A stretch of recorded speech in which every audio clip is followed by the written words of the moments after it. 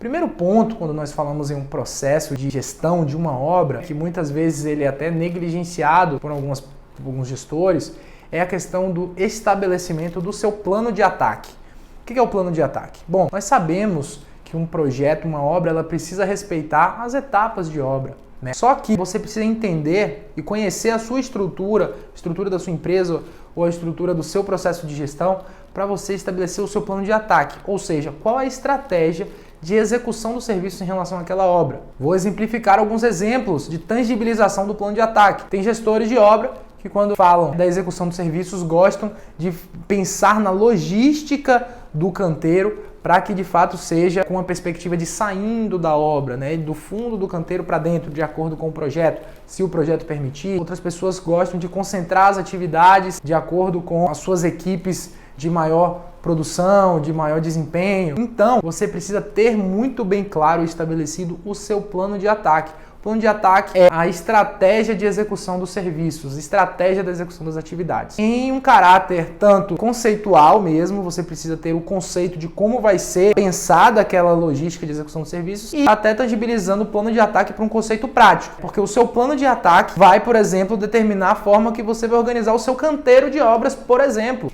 E, de fato, tangibilize esse plano de ataque em um documento, né? Verbalize, comunique isso, alinhe isso com a equipe. Por quê? Porque podem e virão feedbacks e retroalimentação das informações desse plano de ataque com base nas realidades de cada um. Então, um plano de ataque bem elaborado, ele é feito envolvendo os participantes e as equipes do projeto. Então, a mão de obra direta, a média de liderança, tem que entender as estratégias do plano de ataque para, de fato, isso estar muito bem alinhado com todos da equipe. Então, você vai tangibilizar em ações. Quando nós falamos em prazo, a obra tem um prazo de meses. Então, quais os serviços e como está organizado o cronograma para que essa obra aconteça nesse determinado tempo, nesse determinado prazo. E isso vai trazer para um ambiente de controle de programações de curto prazo, por exemplo, seja semanal, seja diária, de acordo com a sua especificidade de projeto, mas isso vai trazer as suas metas. E as metas, elas precisam ser pactuadas. A gente sempre fala isso aqui.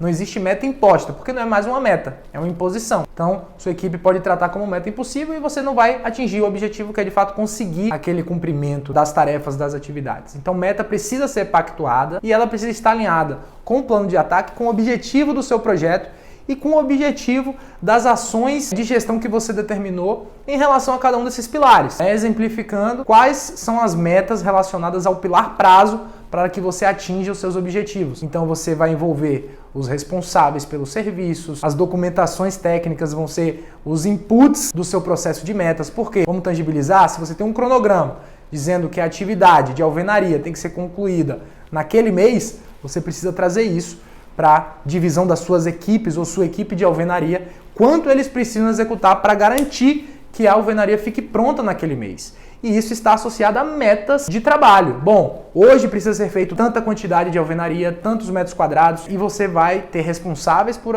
atingir esses objetivos, você vai ter um resultado mensurado. Outro ponto importante quando nós falamos em metas é você ter uma meta por indicador, por número. Então você precisa estabelecer os parâmetros de serviço, certo?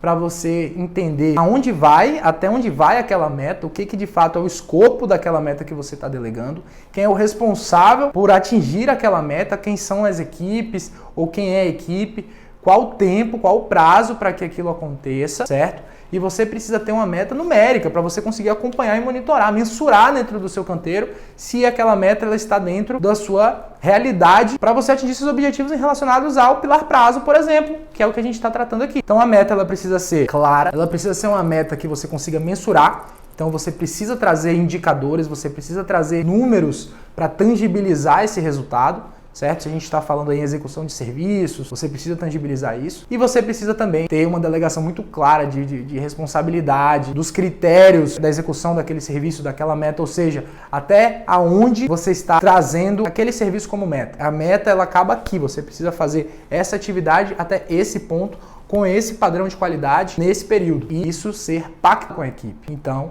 a partir desse momento você tem um envolvimento e um compromisso de uma equipe com uma meta. E aí você vai monitorar e acompanhar, monitorar e controlar o processo para garantir que isso aconteça. E se não acontecer, você entender por que não aconteceu, retroalimentar o seu ciclo para potencializar na próxima delegação. Okay? Então, metas são atividades do gestor de extrema importância e que vão acompanhar as suas ações ao longo de todo o ciclo de vida do projeto. Você vai estar a todo momento estabelecendo metas, acompanhando metas e garantindo que metas sejam cumpridas. Pense que se você cumprir uma grande quantidade de suas metas intermediárias, seu projeto, seu ciclo de vida, seu objetivo comum de entregar o produto está indo muito bem. Acompanhamento e monitoramento dos processos não é microgerenciamento. E isso é um erro comum de diversos aspectos de liderança. O que é o microgerenciamento? Você delegou um resultado de acabar aquela atividade naquele prazo de uma semana, por exemplo. O microgerenciamento é verificar se foi batido o prego, se foi colocado a ferragem ali exatamente. Lembre-se que você precisa acompanhar o processo e a meta. Mas o microgerenciamento ele desgasta. O microgerenciamento, de fato, ele pode atrapalhar e, em geral, atrapalha o seu processo, porque você mostra que você não tem confiança no seu time. Então, você ter confiança no seu time, por isso que as metas elas precisam ser pactuadas, porque você já teve esse momento de pactuar e garantir que eles têm a capacidade de entregar aquele resultado de forma alinhada entre vocês. Não faça o microgerenciamento. O acompanhamento e controle, ele é muito mais pautado em eliminar restrições, entender como você pode potencializar, desenhar estratégias. Pode ser feito através de feedbacks ao longo do processo, feedbacks esses que podem ser estabelecidos em momentos formais ou não, para também não criar burocracia no seu processo de acompanhamento e controle. Pode ser feito esse feedback, esse acompanhamento através de um processo de retroalimentação da quantidade de serviço executado, caso isso seja uma cultura no seu canteiro. Enfim, estabeleça a periodicidade de acompanhamento dessas metas que foram delegadas, mas não faça o microgerenciamento, porque isso pode atrapalhar o seu relacionamento com o seu time.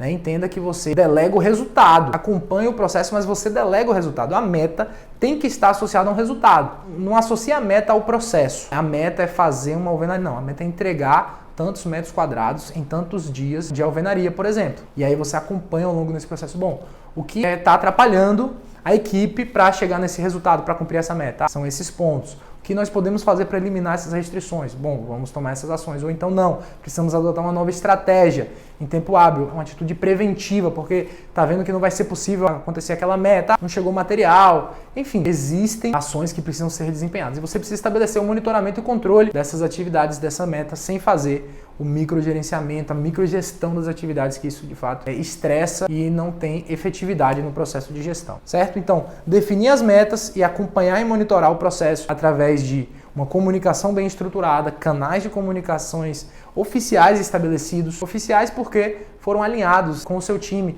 de que naquele canal de comunicação seriam delegadas as metas e acompanhadas. Então, é um canal oficial na sua relação com aquele liderado, com o seu time, certo? Então fica aí a importância de acompanhamento e controle das suas metas, para garantir de fato que as metas sejam cumpridas. Esse é o objetivo no final do dia.